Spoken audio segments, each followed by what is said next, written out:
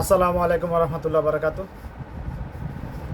আমার সকাল দিনে ভাই আমরা একটি গুরুত্বপূর্ণ বিষয় নিয়ে কথা বলবো। বিষয়টা হলো আমাদের দেশে কিছু জাহেল মানসরূপী বাতিনি শয়তান ধর্ম ব্যবসায়ী সাধারণ মানুষকে গোমরাই করে রাখার জন্য একটা স্লোগান দেয় যে কোরআন মাজিদ ভুল পড়লে গুনাহ হবে, কোরআন মাজিদ ভুল পড়লে গুনাহ হবে।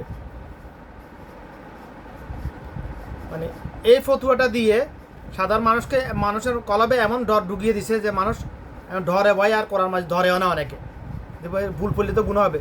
এটা আমিও ছোটোবেলায় কোরআন মাজিদ তেলাওয়াত করা শিখছি, অনেকদিন পড়ি না, এখন তো ভুল হয়ে যাবে, আমার পড়তে গেলে ভুল হয়, ভুল হলে তো গুনাহ হবে, কেন পড়বো আমি, এই জন্য আর পড়তেছে না। আমি খোলাসা করে যেটা বলতে চাই, পৃথিবীতে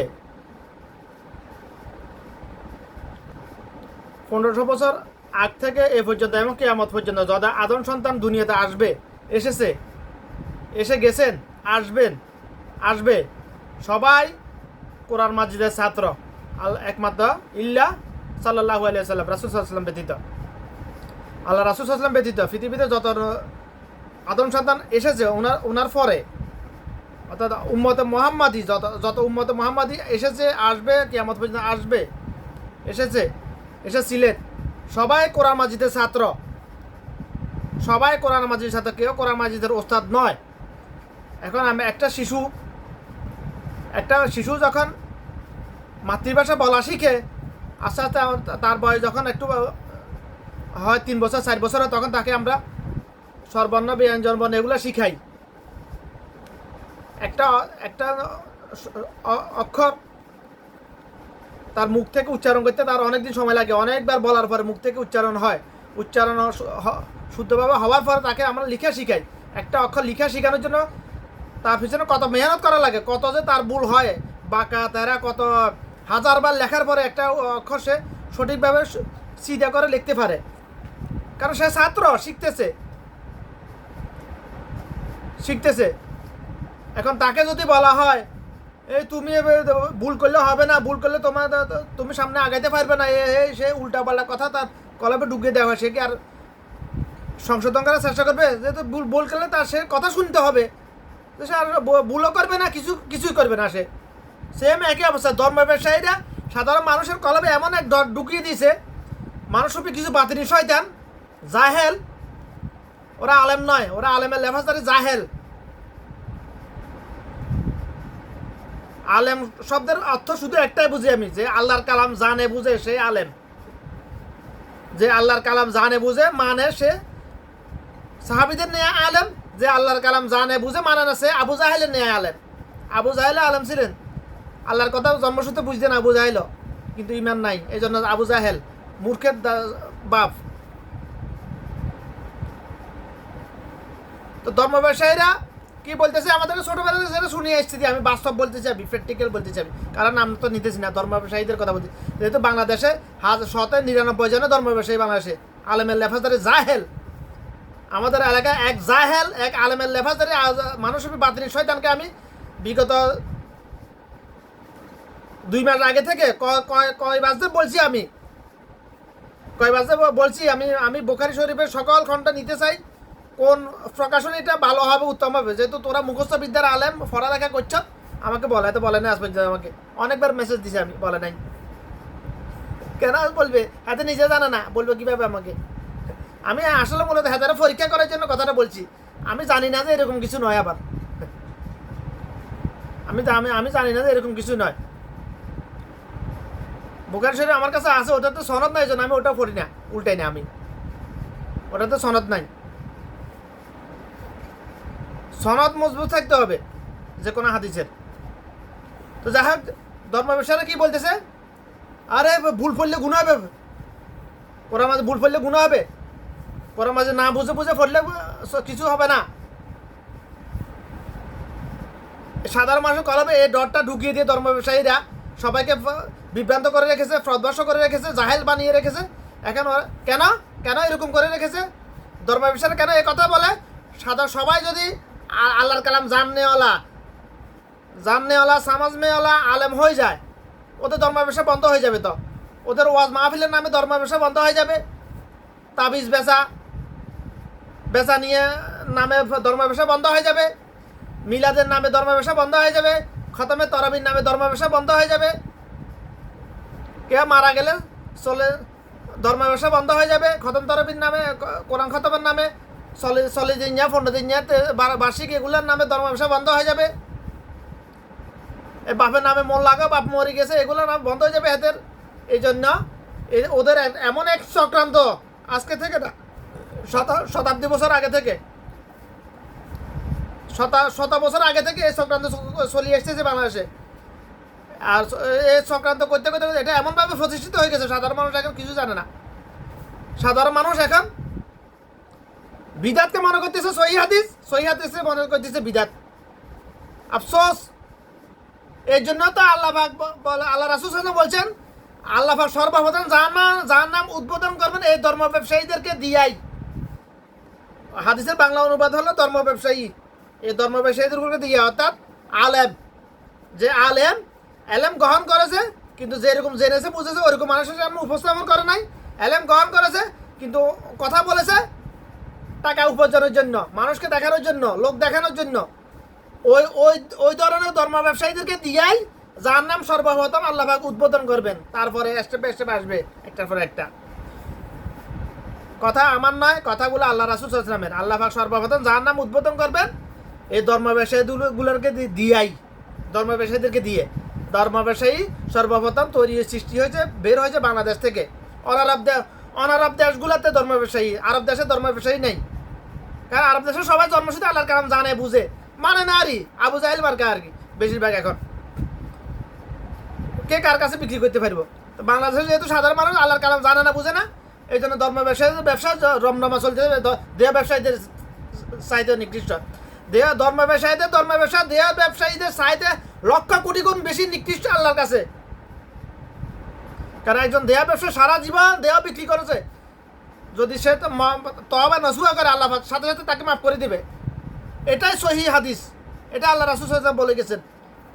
সারা জীবন যারা করে গেছে, একবার শুধু বলবে আল্লাহ আমি যে অনেক পাপ করেছি, আমি নিজের উপর জুলুম করেছি, আল্লাহুম্মা ইন্নী যালামতু নাফসি যুলুমান কাসীরা, আমি যে বাকি জীবনে আর জুলুম করবো না, আর গুনাহ করবো না, তুমি আমাকে মাফ করে, আল্লাহ পাক মাফ করে দিবে। ওয়াজাবাত দিলাম, সাথে সাথে আল্লাহ পাক মাফ করে দিবে। এটা আল্লাহ পাকের ওয়াদা। বান্দা তুই আমার কাছে মাফ সিলিন্ডার কর, আমি মাফ করে দিব তোকে।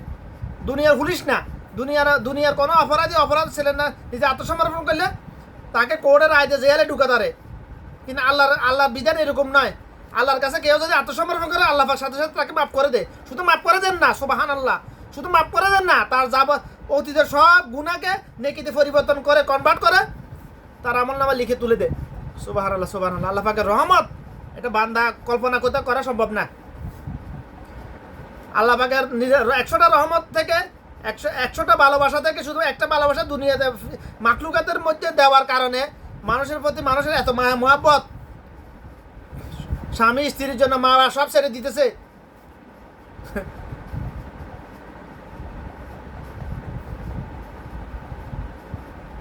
মা বাবা যেদিকে যাবো যাক, এত বছর খাওয়াইছি আর করতে হাইতাম না, বহুল আলো ফুর্তি করি। মহব্বতের কারণে তো এটা, ওই মহব্বত তরিকা গলতার কি একটা মহব্বতের কারণেই এটা। হুব্বুদ দুনিয়া রাসুকুল্লি খাতিয়া, দুনিয়ার মহব্বত সমস্ত গুনাহের মূল। হাদিস সহি, অর্থ সহি ব্যাখ্যাটা, তবে আমার দেশে ধর্ম ব্যবসায়ীরা ভুল দিতেছে। দুনিয়ার প্রতি অতিরিক্ত মহব্বত সমস্ত গুনাহের মূল। দুনিয়ার প্রতি শুধু মহব্বত সমস্ত গুনাহের মূল নয়। দুনিয়ার প্রতি মহব্বত না যদি না থাকতো, মানুষ বাঁচার জন্য চেষ্টাই তো করতো না, কোনো কর্মই করতো না। মানুষ স্বপ্ন দেখে বলে তো মানুষ বাঁচার জন্য চেষ্টা করে, ভাই কর্ম করে। স্বপ্ন না দেখতে মানুষ কর্ম করতো নাকি? যে রাস্তার পাগল, তার কোনো স্বপ্ন নাই, এই জন্য তার কোনো কর্ম নাই। যা পায় তা খায়, খুঁজি মাকি যা পারে। খিদা কি এটা বুঝলে তো বুঝলে, না বললে নাই। খিদা সবাই বুঝে, যেহেতু পশু ফাঁকি বুঝে, ফাঁকালেও বুঝে। এটা অপশনাল হিসাব। যেহেতু বিড়ালের খিদা লাগলে মাছ আমার কাছে মাছ খুঁজে, আমার খিদা লাগছে, আমি বিড়ালের হাসি কান্না সব বুঝতে পারি, আমি চাওয়া সব বুঝতে পারি। এগুলো নিয়ে কেউ ফেরকাবাজি করবেন না। আমি নিজেকে পাবলিসিটি করার জন্য কথা প্রসঙ্গে আসছে বলে ফেলছি আজকে আমি। কারণ বিড়াল নিয়ে আমি বিগত 5 বছর ধরে রিসার্চ করেছি আমি। যাই হোক, ডায়াবেটিসের পুরো চিকিৎসাটা বিড়ালের মধ্যে আছে, শিক্ষা আছে। বিড়ালের লাইফস্টাইল যদি কেউ অনুসরণ করে তার ডায়াবেটিস জীবনে কখনো হবেই না, হবেই না। বিড়ালের লাইফস্টাইল যদি কেউ ফলো করে। তো যাই হোক, আমাদেরকে কি করতে হবে? আমি বলতেছি না আমার কথা শুনুন, আমার কথা মানুন, আমার কথা আমাকে ভিউ ব্যবসা করার জন্য সহজে, এটা আমি কখনো বলতেছি না। আমাদেরকে কি করতে হবে? কোরআন মাজিদ পড়তে হবে। ইকরা বিসমি রাব্বিকাল্লাযী খালাক, পড়া তোমার রবের নামে। এখানে এ ফড়া এটা হচ্ছে আল্লাহ রাসূল সাল্লাল্লাহু আলাইহি ওয়াসাল্লামের জন্য শুধুমাত্র। এটার অর্থ হচ্ছে ফড়া। এই ফড়া শব্দের অনেকগুলো অর্থ আছে। একটা ফড়া শব্দটার বাংলা অনুবাদ হলো, প্রথম অনুবাদ হলো ইকরা। ইকরা শব্দের বাংলা প্রথম অনুবাদ ফড়া তোমার রবের নামে। এটা আল্লাহ রাসূল সাল্লাল্লাহু আলাইহি ওয়াসাল্লাম, কারণ ওনাকে এটা বলার প্রয়োজন ছিল না যে তুমি ফড়া বুঝো তারপর মানো, না। এটা আরবদের জন্য হচ্ছে ফড়া মানো। আল্লাহ রাসূল সাল্লাল্লাহু আলাইহি ওয়াসাল্লামের জন্য হচ্ছে ফড়া মানো, উম্মতের কাছে পৌঁছাও। আর আমাদের জন্য হচ্ছে ফড়া জানো বুঝো মানো। ইকরা শব্দের অর্থ বাংলা ব্যাখ্যা। ফড়া শুধু পড়লে হবে না, জানতে হবে, বুঝতে হবে, তারপর মানতে হবে। মানবো কিভাবে যদি আমি না জানি, না বুঝি? আমি যদি আল্লাহর কালাম না জানি, আল্লাহর কালাম আল্লাহর কথা, আল্লাহর লগা, আল্লাহর ভাষা বুঝি আমি না বুঝি, আমি মানবো কিভাবে? আমাকে কি বলতেছে? আমাকে বলতেছে শরীফ জিপ মাই, শরাব মাই। আমি শুধু ফানিটা বুঝলাম, হ্যাঁ বলছে যে ওই জন্য আমি মারলাম, মেলা মারি হালাই দিলাম, হইলো। যেহেতু আমি আল্লাহর জাহেল, এই জন্য আমাদের তলবুল ইলমি ফারিদাতুন আলা কুল্লি মুসলিমিন, দ্বীনি ইলম তলব করা প্রত্যেক মুসলমান নর নারীর উপর ফরজ। দ্বীনি ইলম কাকে বলা হয়? আল্লাহ দ্বীনি ইলমের শব্দের দ্বীনি ইলম বলতে কি বোঝায়? আল্লাহর কালাম জানা বুঝা, এটা হলো দ্বীনি ইলম। দ্বীনি ইলম মানে এটা না, আলাইকুম ওয়াল্লাযিনা। দ্বীনি ইলম মানে আলিফ লাম মিম যালিকাল কিতাবু লা রাইবা ফীহি হুদাল লিল মুত্তাকিন। শুধু কোরআন মাজিদ দেখে পড়তে পারে, কিভাবে হেফজ করা, এটা দ্বীনি ইলম নয়। এটা দ্বীনি ইলমের প্রথম স্টেপ, প্রাথমিক স্টেপ। এটা সূত্রপাত, এটা শুধুমাত্র সূচনা। এটা শেষ সমাপ্ত নয়। দ্বীনি ইলম এটা দ্বীনি ইলম নয়। দ্বীনি ইলম শব্দের দ্বীনি ইলম গ্রহণ করা, এই শব্দের পরিপূর্ণ ব্যাখ্যা তাহকিক হলো আল্লাহর কালাম জানো বুঝো, জানার মতো বুঝার মতো ইলম গ্রহণ করো, তারপর মানো। এটা হলো দ্বীনি ইলম গ্রহণ করার পরিপূর্ণ ব্যাখ্যা। আমাদের দেশের ধর্ম ব্যবসায়ীরা দ্বীনি ইলম বলতে কি বুঝাইছে? আলিফ বা তা সা গা, বাস এগুলো পড়া। কোরআন মাজিদ দেখে পড়তে পারলেও হবে তোমার। কোরআন মাজিদ হেফজ করা, খতমে তরাবি পড়া, লম্বা জুব্বা একটা গায়ে দিয়ে ফাঁকি একটা লাগাইয়া ধর্ম ব্যবসা শুরু করা, তুমি আলেম হয়ে গেছো। এটা দ্বীনি ইলম। আমাদের দেশের ধর্ম ব্যবসায়ীদের ভাষ্য হলো এটাই। জন্মসূত্রে বিগত 30 বছর ধরে যেটা দেখে আসতেছি আমি, ওটাই বলতেছি ভাই, প্র্যাকটিক্যাল, বাস্তবে। অবাস্তব কিচ্ছা কাহিনী বলতেছি না আমি এখানে। আমাদেরকে কেন আল্লাহর কালাম জানতে হবে, বুঝতে হবে? দ্বীনি ইলম গ্রহণ করা ফরজ। কোন দ্বীনি ইলম? আল্লাহর কালাম জানা বুঝা সকল মুসলমান নর নারীর উপর ফরজ। এটা অনারবদের জন্য এটার ব্যাখ্যা। আরবদের জন্য আল্লাহর কালাম মানো, পড়ো, মানো। আলিফ লাম মিম আউযু বিল্লাহি মিনাশ শাইতানির রাজিম বিসমিল্লাহির রহমানির রহিম। আলিফ লাম মিম যালিকাল কিতাবু লা রাইবা ফীহি হুদাল লিল মুত্তাকিন। আলিফ লাম মিম জালিকা, জালিকা মানে এই সেই কিতাবু, এই সেই কিতাব, লা রাইবা কোনো প্রকার সন্দেহ লা নেই। লা শব্দের অর্থ না, মা শব্দের অর্থ না। ফিহি এই সেই কিতাব যার মধ্যে কোনো প্রকার সন্দেহ নাই। এটার মধ্যে আছে মুত্তাকিদের জন্য, আল্লাহ বিরুদ্ধের জন্য হিদায়াত। হিদায়াতের পথ আমরা হেদায়েত বলি আর কি। হেদায়েত তো মানুষের নাম, এটা সঠিক উচ্চারণ হিদায়াত। হিদায়াতের পথ মুত্তাকিদের জন্য। আল্লাযিনা ইউমিনুনা যারা ঈমান এনেছে, বিল গায়বি অদৃশ্যের প্রতি, আখিরাতের প্রতি, ওয়া ইউকিমুনাস সালাতা এবং সালাত নামাজ কায়েম করেছে, সালাত কায়েম করেছে, ওয়া মিম্মা রাযাকনা হুম ইউনফিকুন, এবং আল্লাহ পাক তাদেরকে যে রিজিক দিয়েছে তা থেকে আল্লাহ রাস্তা ব্যয় করেছে, অর্থাৎ দান সদকা করেছে। ওয়াল্লাযিনা, এবং যারা, ওয়া শব্দটা উচ্চারণ হয় এবং ও আর, এই তিনটা শব্দের ক্ষেত্রে ওয়া শব্দটা উচ্চারণ হয় এবং ও আর, যেরকম ইংরেজি অ্যান্ড শব্দের উচ্চারণ হয় এবং ও আর শব্দের ক্ষেত্রে, আরবিতে ওয়া শব্দের উচ্চারণ হয় এবং ও আর। ওয়াল্লাযিনা, এবং যারা ইউমিনুনা বিমা উনজিলা ইলাইকা ওয়া মা উনজিলা মিন ক্বাবলিকা, এবং যারা ঈমান আনে তোমার প্রতি যা অবতীর্ণ হয়েছে এবং তোমার পূর্ববর্তী গণ বলতে তোমার পূর্বে রাসূল সাল্লাল্লাহু পূর্বে, বাবা আদম থেকে রাসূল সাল্লাল্লাহু পূর্বে যত নবী রাসূল আছে তাদের উপর যে যা অবতীর্ণ হয়েছে তার প্রতি ঈমান আনে। ওয়াবিল আখিরাতি, এবং আখিরাতের প্রতি, ওয়াবিল আখিরা, এবং কিয়ামতের দিবসের প্রতি। হুম ইউকিনুন, হুম ইউফিকুন, এবং কিয়ামতের দিবসের প্রতি বিশ্বাস করে। উলাইকা আলা হুদাম মিন রাব্বিহিম, তারা নিজেদের পালনকর্তার পক্ষ থেকে সুফাত প্রাপ্ত। হুদা মানে হিদায়াত, হেদায়াত, আপনাকে আল্লাহ তুমি একটা হেদায়ত দান করো। হুদা শব্দের অর্থ হলো হেদায়ত। তো যাই, এটা হলো আল্লাহর কালাম, এটা হচ্ছে কালাম আল্লাহ, এটা হচ্ছে কালাম আল্লাহ। আর আমরা কি কালাম আল্লাহ সবাই কি জন্মসূত্রে জানি না। এই জন্য আমাদের জন্য আল্লাহর কালাম জানা বুঝা ফরজ, প্রত্যেক আদম সন্তানের জন্য, অর্থাৎ যে মুসলমান দাবি যা তার জন্য আল্লাহর কালাম জানা বুঝা ফরজ। ফরজ ফরজ কসম আল্লাহর, ফরজ। আমি যদি আল্লাহর কালাম জানতে বুঝতে বুঝতে মারা যাই, আমি কামিয়াব ইনশাআল্লাহ। আমি আলেম নয়, পরিপূর্ণ আলেম নয়, আমি আলেমের তলবল এলমি ফারিদাতুন আলা কুল্লি মুসলিম, আমি আলেম তলব করতেছি, আমি একজন তালেমে আলেম গ্রহণ করতেছি। আজকে একটা, কালকে একটা, আজকে একটা শব্দ শিখলাম, কালকে একটা শিখলাম, বছরে 365 শব্দ শিখলাম, আজকে 5টা শিখলাম, বছরে তাইলে কয়টা হলো? দৈনিক 10টা হলে বছরে 3650টা শব্দ শিখা হয়। শেষ পরিপূর্ণ কোরআন মাজিদে মাত্র সর্বোচ্চ 2500 শব্দ আছে, 2300 থেকে 2500 শব্দ আছে। এই শব্দগুলা দিয়ে কোরআন 30 পারা কোরআন, 114টা সূরা, 6236টা আয়াত আল্লাহ পাক নাজিল করেছেন। এই শব্দগুলো আমি সংগ্রহ করতেছি। আল্লাহ পাক যদি তৌফিক দান করে, ওয়া মা তাওফিক ইল্লা বিল্লাহ।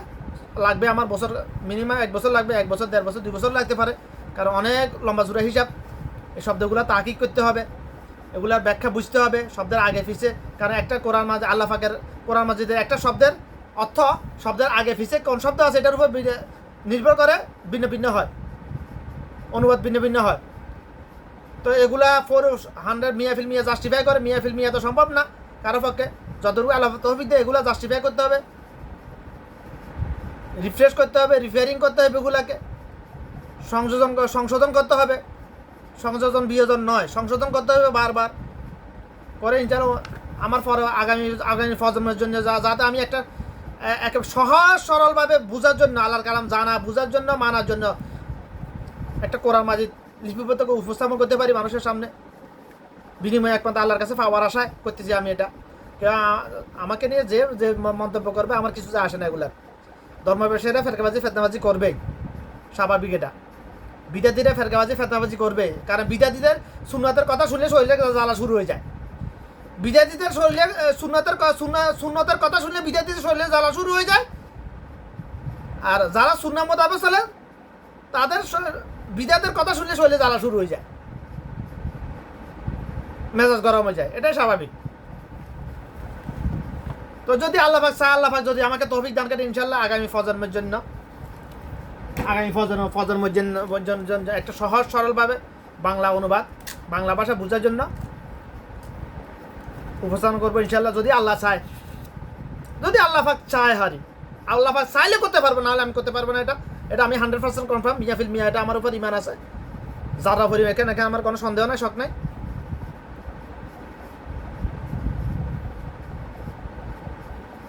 যারা পরিমাণ রয় বা নাই এখানে, আমার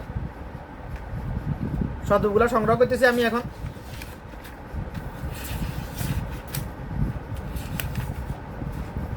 জালিকা, এটা সেই কিতাব, এই সেই কিতাব। কিতাবু মানে কিতাব। লা তো না, নেই, নয়, রয়বা কোনো প্রকার সন্দেহ, ফিহি যার মধ্যে, ফি আছে, হুদা হিদায়েত আমরা হেদায়েত বলি, লিল মুত্তাকিদের জন্য, লিল জন্য, আল্লাজি না যারা, ওয়াল্লাজি না এবং যারা, ইউমিনুনা ঈমান আনে,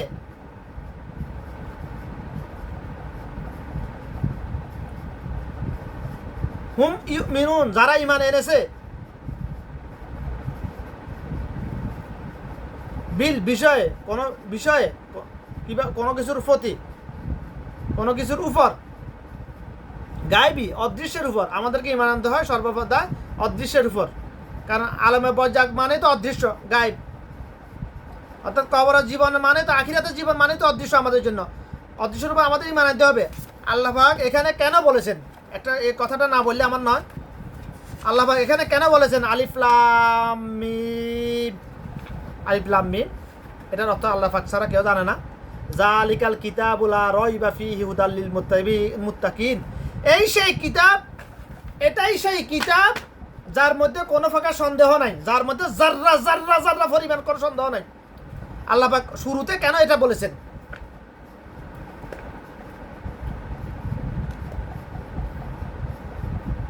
শুরুতে কেন এখানে এটা বলা হয়েছে?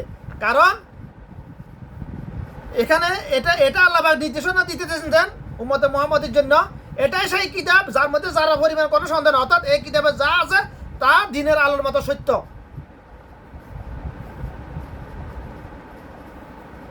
অর্থাৎ আল্লাহ পাক এখানে যা কিছু বলেছেন, এই কথাগুলোর উপর যারা পরিমাণ সন্দেহ আসবে তার ঈমান নিয়ে খাতরা, তার ঈমান চলে যাবে। সে মানুক আর না মানুক, কিন্তু সন্দেহ করতে পারবে না, না এটা হইতেও পারে, না হইতে পারে না। আল্লাহ পাক এটা বলছে হয় নাই, এটা ইনসাফ হয় নাই, এটা জুলুম হয়েছে, না এটা খাটে না, বর্তমান যুগে এটা চলে না। এ ডায়লগ তো বলতেছে বাংলাদেশের মানুষে, আমার 14 গোষ্ঠীর ব্যাগে বলতেছে, মনে করেন বর্তমান যুগে চলে না, তোর মতো মানুষ চলে না, আমাকে বলতেছে এই কথাগুলো বর্তমান যুগে চলে না। যারা এ ডায়লগ দিতেছে, আল্লাহর কসম ওয়াল্লাহি আলেম, তাদের ঈমান চলে যাওয়ার সম্ভাবনা খুবই বেশি। যারা এই ধরনের কথা বলে, কোরআন হাদিসের কথা বললে যারা বলে বর্তমান যুগে এগুলো চলে না, তাদের ঈমান আছে না নাই ওয়াল্লাহি আলেম। এগুলো নিয়ে এত আমার এর ভিতরে যাওয়ার আমার প্রয়োজন নাই। তবে যারা এই কথাগুলো বলে, কলব থেকে যদি এই কথাগুলো বলে ফেলে, ঈমান চলে গেছে সাথে সাথে। মুখ থেকে এনে বলে ফেলছি, কথার ফ্লোতে চলে আসছে, ওটা অন্য হিসাব। ওয়াল্লাহি আলেম, আল্লাহ চাইলে এটার জন্য হয়তো ছাড় দিবেন। কিন্তু যারা বলেন না এই কোরআন হাদিসের এই কথাগুলো বর্তমান যুগে চলে না, এগুলো আমরা মানি না, এগুলো অন্যায়, তাদের ঈমান আর নাই। এগুলো অন্যায়, তাদের ঈমান আর নাই। কসম আল্লাহর, তাদের ঈমান আর নাই। ঈমান মুখে থাকে না, ঈমান মাইফ খালি ম্যান ফাইম, ঈমান মুখে নয়। ঈমান মা খল্লি ফিল ফাম, ঈমান খল্লি ফিল কলব। ঈমান মুখে থাকে না ভাই, ঈমান কলবে থাকে। যার কলবের কথা মুখের কথা এক, সে হলো মুসলমান। যার কলবের কথা মুখের কথা এক নয়, সে হলো মুনাফিক। মুনাফিককে মুসলমান বলা যাবে না। মুনাফিকের ঈমান আছে শুধু তাওহীদের উপর, আর বাকি কিছুর উপর ঈমান নাই। মুনাফিকের ঈমান আছে শুধুমাত্র সূরা ইখলাসের উপর, কালিমা তাইয়্যিবার প্রথম অংশের উপর, আর বাকি কিছুর উপর ঈমান নাই। বাকি কোরআন মাজিদের 6232টা আয়াতের উপর তার ঈমান নাই মুনাফিকের। তো হাতের মুসলমান কিভাবে বলতে পারি আমি? আল্লাহ রাসূল সাল্লাল্লাহু আলাইহি ওয়াসাল্লাম হাতের মুসলমান বলে না, আমি কেন বলবো? মুনাফিকের দুইটা ধরন, একটা হচ্ছে আল্লাহর সাথে মুনাফিকি করা, আর একটা হচ্ছে মানুষের সাথে মুনাফিকি করা। ওয়াদা ভঙ্গ করা, আমানতের খেয়ানত করা, মিথ্যা কথা বলে, এগুলো মানুষের সাথে মুনাফিকি করা। আর কোরআন মাজিদের কথাগুলা অমান্য করা, অস্বীকার করা, এগুলো আল্লাহর সাথে মুনাফিকি করা। এক প্রকার মুনাফিক চির জাহান্নামী, এক প্রকার মুনাফিক নির্দিষ্ট সময়কালের জন্য জাহান্নামী। আল্লাহ পাক বলছে ইন্নাল মুনাফিকিনা ফি নারে জাহান্নাম। এই আয়াতটা, এই হাদিসটা কোরআন আয়াত, হাদিসও আছে। আজকে আমি বলেছি এক ওমানিকে, যেদিকে তাকে ওইদিকে শুধু মিথ্যা কথা ছাড়া কিছুই নাই। মিথ্যা কথা বলা কি হারাম নয়? আল্লাহ পাক তো বলছে ইন্নাল মুনাফিকিনা ফি নারে জাহান্নাম। মুনাফিক কারা কয় তুই আমার থেকে ভালো জানোস, ডাইরেক্ট বলছি আমি এখানে এভাবে হাতের। মুনাফিক কারা কয় তুই আমার থেকে ভালো জানোস। তবে আমি তো দেখতেছি মানুষ মিথ্যা কথা আল্লাহর সঙ্গে মিথ্যা কথা বলতেছে, এটা কি হারাম নয়?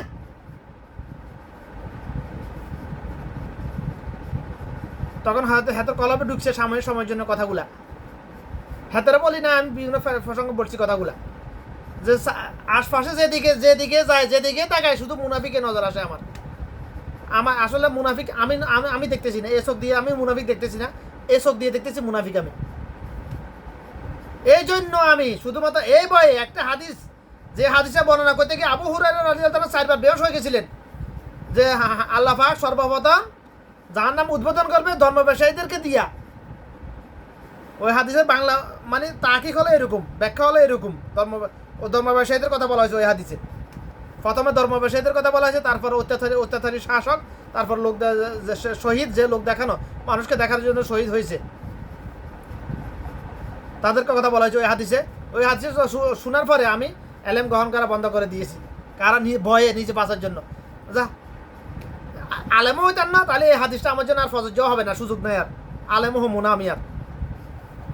4 বছর 4 বছর লেগেছে আমার পরিপূর্ণ ফিল্টারিং হইতে, আমার ইমান, আমার নিয়ত পরিপূর্ণ ফিল্টারিং হইতে 4 বছর অপেক্ষা পরে আল্লাহ যখন আমাকে পরিপূর্ণ এলেম দিয়ে হেকমা দিয়েছে, আমি সঠিক পথে ছিলাম, সঠিক পথে আছি, এলেম গ্রহণ করা আমার জন্য প্রযোজ্য, করতে পারবো আমি ইনশাল্লাহ, আমি ভুল পথে নাই, তখন আমি আবার এলেম গ্রহণ করা শুরু করেছি। আমি এলেম মানে কি? আল্লাহর কালাম জানা বুঝার এলেমের কথা বলতেছি আমি।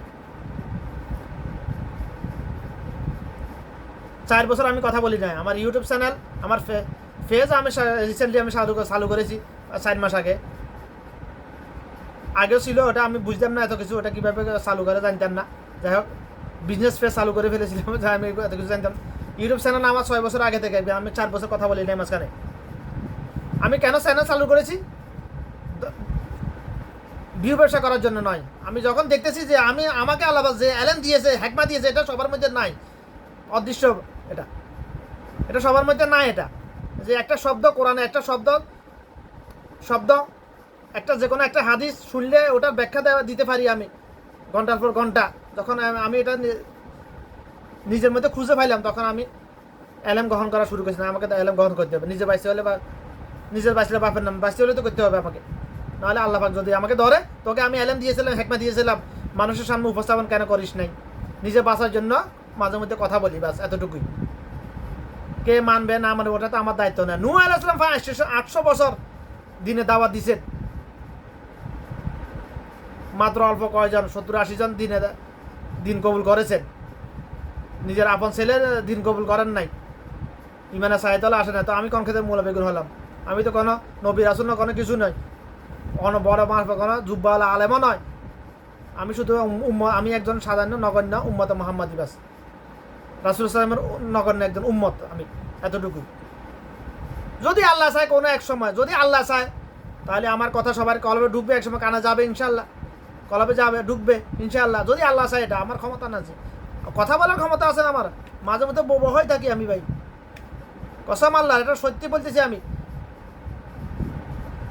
মাঝে মধ্যে আমি নিজে বোবা হয়ে থাকি, কথা বলার আমার ক্ষমতা নাই, আল্লাহ যদি তৌফিক না দেয়, আমাকে ক্ষমতা না দেয়। তো আশা করি কথাগুলো বোঝার চেষ্টা করবেন ইনশাল্লাহ। এখান দিয়ে ঢুকিয়ে এখান দিয়ে বের করবেন না। ইমান থাকতে হবে কলবে, মুখে নয়। মুখে সবাই মুসলমান, কিন্তু অন্তরে অন্তরে অন্তরে বেশিরভাগে মুনাফিক, অন্তরে কাফের। মুখে সবাই মুসলমান পৃথিবীর, এই পৃথিবীতে যত আদম সবাই মুখে মুসলমান। ইহুদিরা নিজেদেরকে মুসলমান দাবি করে, খ্রিস্টানরাও মুসলমান দাবি করে, কিন্তু উম্মতে মুহাম্মাদি দল শুধু একটাই, জান্নাতি দল একটাই শুধু। যে কোন দল? আহলে সুন্নাহ আল জামাত, যার জীবনে প্রতিটা কাজ সুন্নাহ মোতাবেক, সে হলো আহলে সুন্নাহ আল জামাত। এবার কোথায় পাবেন আহলে সুন্নাহ আল জামাত? আমাকে দেখাই দেন পারলে। উম্মতে মুহাম্মাদি, উম্মত বলতে কি? যার মতের সাথে রাসূল সাল্লাল্লাহু আলাইহি ওয়াসাল্লামের মতে একমত, সেই হলো উম্মত। এবার উম্মত কয়জন দেখাতে পারবেন? আমাকে দেখান। আমরা তো সবাই মুখে রাসূল সাল্লাল্লাহু আলাইহি ওয়াসাল্লামের উম্মত, রাসূল সাল্লাল্লাহু আলাইহি ওয়াসাল্লামের উম্মত সবাই। কে কে হাত তুলেন? ধর্ম ব্যবসায়ীরা ওয়াজ করতে আসে, বলে না কে কে রাসূল সাল্লাল্লাহু উম্মত, কে কে জান্নাতে যাচ্ছেন হাত তুলেন। আরে শালার, আল্লাহ সবাইকে কবুল করে নিক। কবুল এত হাসতা, তোর কথা সবাই আল্লাহ জান্নাতে দিয়ে দিবে। তুই তো ধর্ম ব্যবসায়ী, তুই তো মানুষরূপী বাতিল শয়তান। উম্মতে মুহাম্মাদি দল হলো শুধু একটাই। কোন দল? আহলে সুন্নাহ ওয়াল জামাত। আহলে সুন্নাহ ওয়াল জামাত বলতে কি বোঝায়? যে আল্লাহর কালাম, এ কোরআন মাজিদ এবং হাদিস অনুসরণ করে চলে, যে জীবনে প্রতিটা কাজ, প্রত্যেকটা পদক্ষেপ রাসূলুল্লাহ সাল্লাল্লাহু আলাইহি ওয়াসাল্লামের দেখা প্রদর্শিত নিয়ম অনুযায়ী অতিবাহিত করে, অতিক্রম করে, তাকে বলা হয় উম্মতে মুহাম্মাদি। এবার দেখেন আমাকে কয়জন দেখাতে পারবেন উম্মতে মুহাম্মাদি? আমি যদি নাম ধরে ধরে বলি, লাখে একজনও দেখাতে করতে পারবেন না পরিপূর্ণ। আছে নাই যেন এরকম না, না হলে তো কেমন হয়ে যাবে। আছে, অবশ্যই আছে আমাদের চক্ষুর আড়ালে। যারা পরিপূর্ণ আহলে সুন্নাহ ওয়াল জামাত উম্মতে মুহাম্মাদি যারা, তাদেরকে বর্তমান যুগের মানুষ বলতেছে পাগল, বলবে পাগল, বলতেছে পাগল, বলবে পাগল। এটা আমার কথা নয়, এটা প্র্যাকটিক্যাল প্রমাণ আছে আমার কাছে অনেক। এবং এই কথাটা আল্লাহ রাসূল সাল্লাল্লাহু আলাইহি ওয়াসাল্লাম 1500 বছর আগে বলে গেছেন। কিয়ামতের উপরে এমন সময় আসবে যারা আমার দ্বীনের উপর, হকের উপর অটল থাকবে, তাদেরকে সবাই পাগল বলবে। বলেছে তো, আমাকে বলেছে ভাই, এত দূরে যাওয়ার দরকার, আমাকে বলেছে না। এখন তো সতর্ক করে দিয়েছি ভুলে না বলার জন্য। বলে ফেললে তো কার কি বিপদ হবে এটা আমি জানি না, ওয়াল্লাহি আলেম। যা বলেছে তো গেছে, এগুলো অতীত। আমাকে বলেছে একটাই কারণ, মিথ্যা কথা বলাকে জন্মের পর থেকে ওইরকম হারাম মনে করেছি, আজ পর্যন্ত, এখন পর্যন্ত করে আসতেছি, ভবিষ্যতেও করবো। আমার কবর যাওয়ার করে যাব, যেরকম হারাম মনে করতেছে পৃথিবীর সকল মুসলমান নামদারি আদম সন্তান শুকর এবং কুকুরের পুস্তকে, আমি ওইরকম হারাম মনে করি মিথ্যা কথা বলাকে। এই জন্য আমাকে বলে আমাকে পাগল টাইটেল দিয়ে দিছিল। তো যাই হোক, ওটা হচ্ছে জিন শয়তানের চক্রান্ত, মানব শয়তান দিয়ে করেছে ওটা আমার পিছনে। যাই হোক, ওইদিকে আর গেলাম না, কথা এখানে সমাপ্ত। আল্লাহ পাক সবাইকে কথাগুলো বোঝা তৌফিক দান করো। আমা তাওফিক ইল্লা বিল্লাহ, আউযু বিল্লাহি মিনাশ শাইতানির রাজিম। রব্বি জিদনি ইলমা, রব্বি জিদনি ইলমা।